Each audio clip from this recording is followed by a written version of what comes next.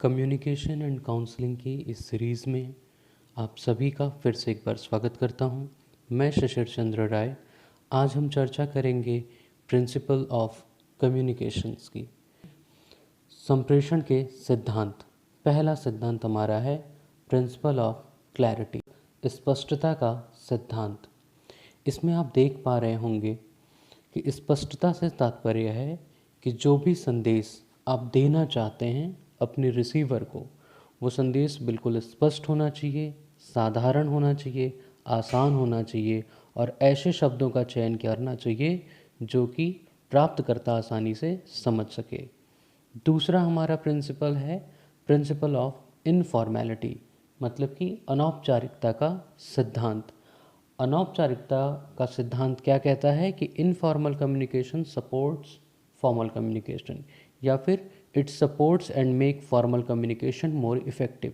आपने देखा होगा कि आप सीनियर्स जूनियर्स होते हैं तो आपका अपने उन्हीं सीनियर्स के साथ में ज़्यादा अच्छी बॉन्डिंग या ज़्यादा अच्छा रिलेशंस बनता है जिनके साथ में आप थोड़ा अनौपचारिक बातचीत भी कर पाते हैं। तो यह आपके बॉन्डिंग को और स्ट्रॉन्ग बनाता है।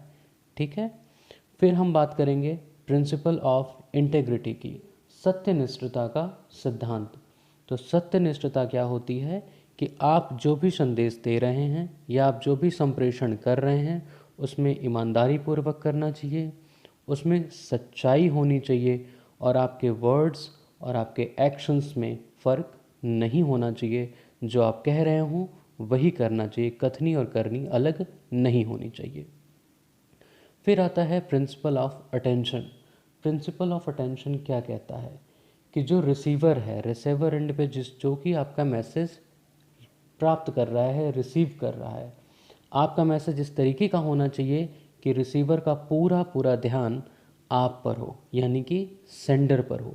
तभी जो आपका संप्रेषण है वो कैसा होगा, इफ़ेक्टिव होगा, प्रभावकारी होगा।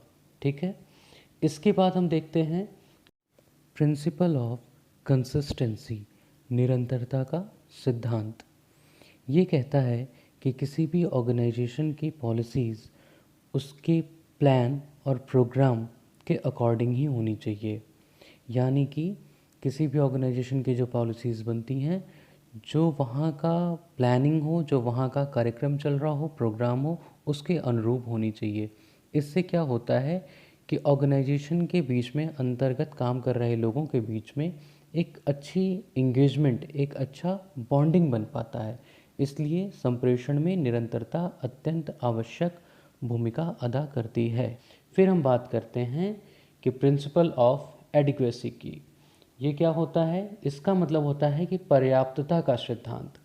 यानी कि जो भी सूचना आप दे रहे हैं अपने सेंडर को, सेंड कर रहे हैं, सॉरी, अपने आपने जो सेंड की है और जो रिसीवर को रिसीव करनी है, उसमें सारी पर्याप्त ज़रूरत वाली सूचनाएं होनी चाहिए। जो नेसेसरी इन्फॉर्मेशंस हैं वो उसमें ज़रूर निहित होनी चाहिए।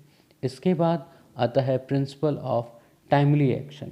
यानी कि जब भी आप कोई कार्य कर रहे हैं तो आप कम्युनिकेशन में इस बात का सदैव ध्यान रखें कि आपका जो एक्शन हो वो टाइमली होना चाहिए, समय रहते आप अपना एक्शन लें। उदाहरण के रूप में, आप जब वीडियोस को देखते हैं, यदि आप टाइमली उसे लाइक नहीं करते हैं, आप टाइमली उस पर अपनी चीज़ों को शेयर नहीं कर रहे हैं, कमेंट नहीं कर रहे हैं, तो वो एक तरीके की मोटिवेटिंग फैक्टर के तौर पे कार्य करता है। इसलिए आपका एक्शन बहुत ही टाइमली होना चाहिए। Last but not the least, principle of feedback. Feedback का मतलब होता है प्रतिपुष्टि का सिद्धांत। इसको भी अगर हम इसी वीडियो से कोरिलेट करके समझाएं तो कुछ इस तरीके का कि अगर आपको अपने संप्रेषण को कंप्लीट करना है, कम्युनिकेशन को कंप्लीट करना है, तो उसमें फीडबैक ज़रूर होना चाहिए। आपने पढ़ा भी होगा कि communication is a two way process. एक होता है जब आप अपना मैसेज सेंड करते हैं, दूसरा होता है कि रिसीवर एंड पे बैठा व्यक्ति जब आपका वहाँ से आप फीडबैक पाते हैं तब जाके आपका कम्युनिकेशन कंप्लीट होता है। उम्मीद करते हैं कि आपको ये सारी चीज़ें समझ में आई होंगी। तो दोस्तों, लास्ट में हम आपसे सिर्फ एक बात कहना चाहते हैं कि जिन सिद्धांतों को हमने आपको बताया है, इसी को ध्यान में रखते हुए यदि आप इन वीडियोस को देख रहे हैं तो आप टाइमली एक्शन लें। यानी कि आप समय रहते इस पर लाइक करें, कमेंट करें और कमेंट के माध्यम से आप अपना फीडबैक ज़रूर दें, जिससे हम अपने कंटेंट्स को और अच्छा बना सकें और आपको डिलीवर कर सकें। बहुत बहुत धन्यवाद।